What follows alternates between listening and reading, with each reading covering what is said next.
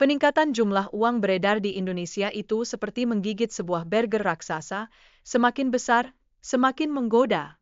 Dari 2.300 triliun rupiah pada 2010, kita melompat ke angka yang bikin kita ternganga, yaitu 7.000 triliun rupiah pada 2020. Bayangkan, bisa beli segudang nasi goreng dengan itu. Tidak hanya didorong oleh semangat masyarakat, Bank Sentral juga berperan penting dalam mengatur jumlah uang yang beredar. Ibarat sirkus, Bank Indonesia adalah penjaga ring yang memastikan semua badut dan singa beraksi dengan baik, sehingga stabilitas ekonomi tetap terjaga. Ngomong-ngomong, kita juga perlu paham jenis-jenis uang yang ada, layaknya kita tahu berbagai rasa es krim. Ada uang kartal, giral, dan kuasi, dan masing-masing punya peran berbeda dalam sistem keuangan. Coba bayangkan uang kartal itu seperti es krim coklat, uang giral itu seperti es krim vanila tanpa tampilan, dan uang kuasi, yap, itu seperti es krim yang sedang ngedate. Uang giral, meskipun tidak kasat mata seperti mantan pacar, tersimpan dalam rekening bank.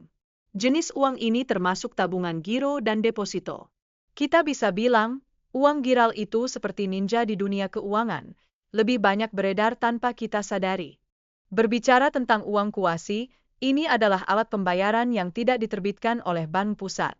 Jadi, jika kamu merasa kaya dengan obligasi dan saham, itulah uang kuasi. Seperti teman baik yang selalu siap membantumu saat budget bulanan terbatas. Dan jangan lupakan uang kartal, sahabat setia kita sehari-hari, seperti koin dan lembaran rupiah. Uang ini diproduksi oleh perum-peruri dan didistribusikan oleh Bank Indonesia. Tanpa uang kartal, bisa-bisa kita hanya bisa jajan di mesin game saja. Menyentuh tentang pinjaman modal usaha, ini adalah cara distribusi uang kartal yang bikin ekonomi bergerak produktif. Ibarat memberikan superpower kepada pelaku usaha, mereka jadi bisa mengejar mimpi dan menambah stok camilan di toko mereka. Uang giral diciptakan lewat proses pinjaman dari bank kepada nasabah. Saldo digital ini menjadi bagian penting dari sistem keuangan modern.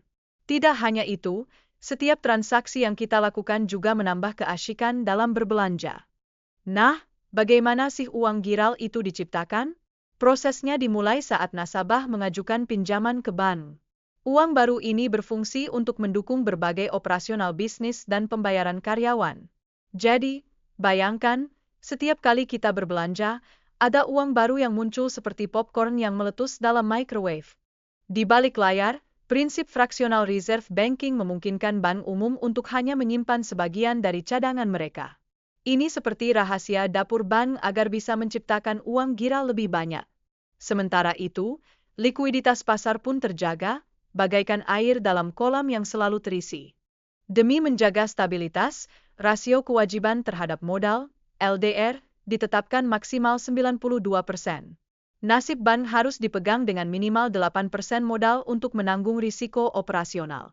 Ini penting untuk menjaga kesehatan finansial mereka, ya, sama seperti menjaga kesehatan kita dengan berolahraga. Tidak kalah pentingnya, rasio cadangan wajib untuk rupiah sebesar 3% dari total deposito nasabah bertujuan untuk menjaga cadangan likuiditas bank. Kebijakan ini seperti menjaga air cadangan di dalam rumah, tidak mau dong, tiba-tiba kekurangan saat ekonomi bikin kering kerontang? Bank umum bisa menciptakan uang giral dalam bentuk saldo digital, tetapi mereka harus mematuhi ketentuan dari bank sentral. Ini memastikan stabilitas sistem keuangan.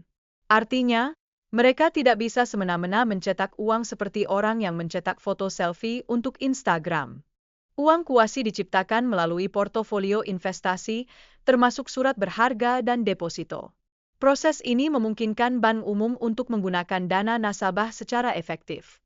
Jadi, ingat, investasi adalah teman baik yang selalu bisa diajak ngobrol tentang masa depan. Terakhir, kami punya mekanisme kuantitatif e-asing yang dilakukan oleh Bank Sentral untuk meningkatkan peredaran uang dalam situasi khusus. Ini mencakup pembelian aset keuangan untuk mendukung ekonomi. Ibarat memberikan suntikan semangat bagi sang ekonomi agar bisa bangkit dan bersinar kembali.